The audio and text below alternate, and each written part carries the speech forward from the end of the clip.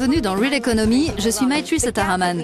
La crise a renforcé notre prise de conscience de l'écart de revenus entre les riches et les pauvres. Examinons la situation d'un Européen sur 4 qui aujourd'hui est menacé de pauvreté. Dans cette édition, nous verrons que les femmes représentent dans l'Union l'une des catégories les plus vulnérables à la précarité. Nous envisagerons l'avenir avec des enfants en Bulgarie et nous ferons le point sur ce qu'il leur faut pour échapper à l'exclusion. Comment lutter contre la pauvreté? Nous poserons la question à la secrétaire générale de Rothschild, un réseau qui participe à cet effort. La prochaine fois que vous serez dans la rue, dites-vous bien que parmi les passants, près d'1 sur 4 est menacé de pauvreté, ce qui représente 122 millions de personnes dans l'Union, soit un quart de sa population. Bien sûr, il ne s'agit pas de la pauvreté extrême que l'on voit dans certaines régions du monde. Tout est relatif. Clarifions les choses dans notre cours accéléré.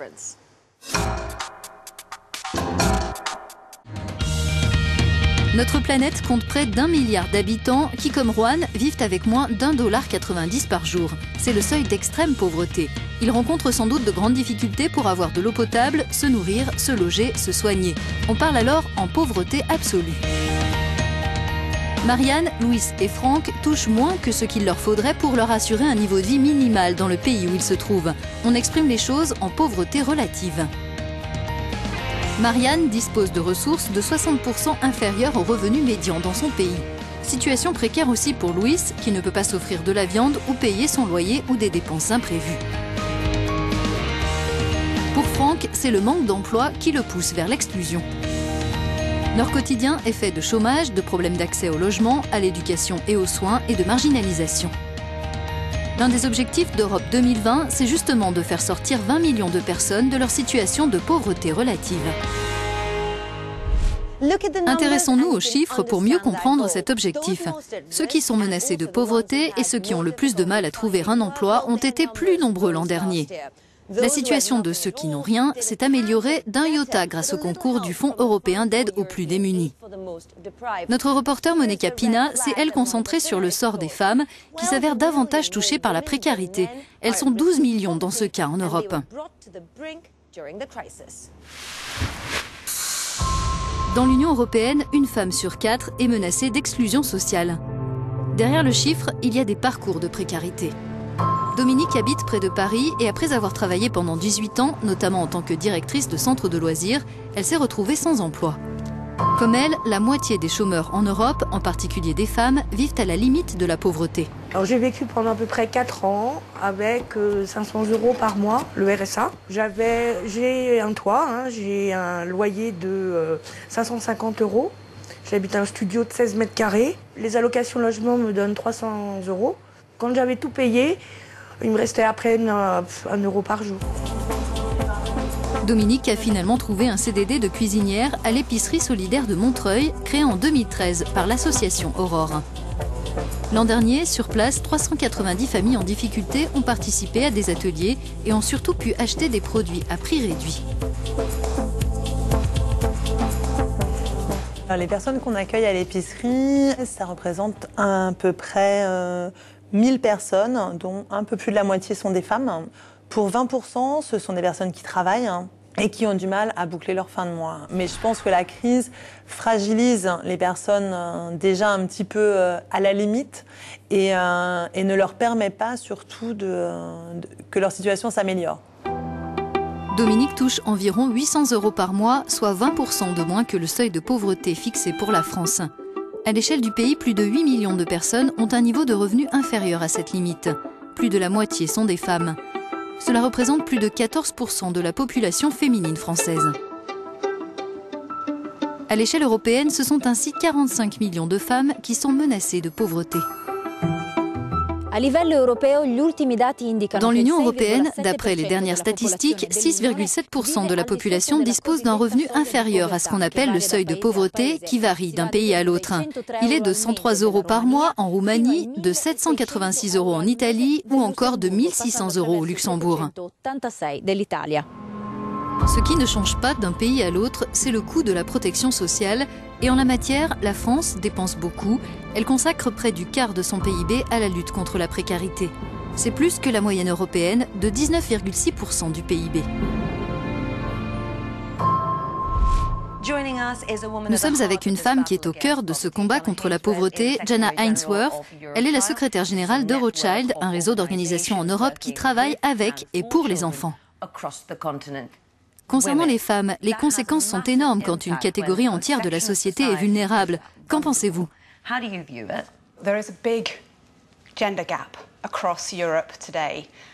L'écart entre les hommes et les femmes est important en Europe aujourd'hui. Et ce n'est pas qu'un problème d'accès des femmes au marché du travail et d'écart de rémunération, une question qui reste prédominante. La société a besoin de parité.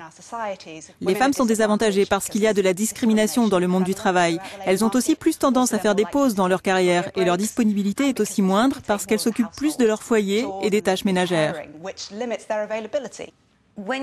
Quand on regarde les budgets qui sont consacrés à l'exclusion, c'est environ 20% des financements européens, par exemple. On n'en voit pas tant que ça les effets, non ?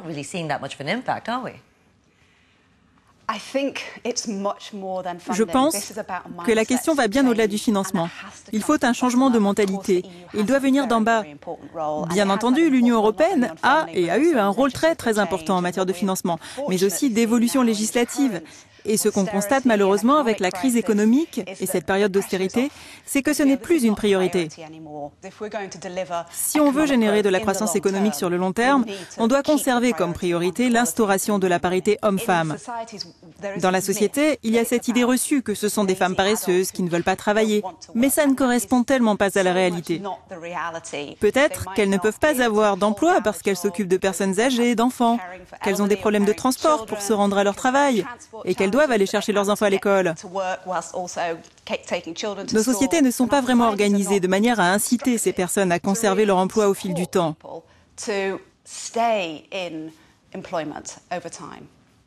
Passons à cet autre point. En Europe, en proportion, il y a plus d'enfants que d'adultes qui vivent dans la pauvreté. Ils subissent la précarité de leurs parents, mais aussi, indirectement, les réductions des dépenses publiques. Fanny Goré s'est rendue en Bulgarie pour voir comment on sort des enfants de la pauvreté, une manière aussi d'en faire les acteurs de l'économie de demain. Comme tous les enfants de son âge, Simon dessine pour s'évader, mais pour lui, jusqu'à il y a peu, son quotidien était particulièrement dur. Avant, on dormait tous dans la même chambre. C'était très humide et il faisait très froid. Ça grouillait d'insectes. On a bien fait de déménager. Maintenant, ça va mieux. Aujourd'hui, Simon et ses parents ont une nouvelle maison, le garçon va à l'école et apprend à se comporter avec les autres.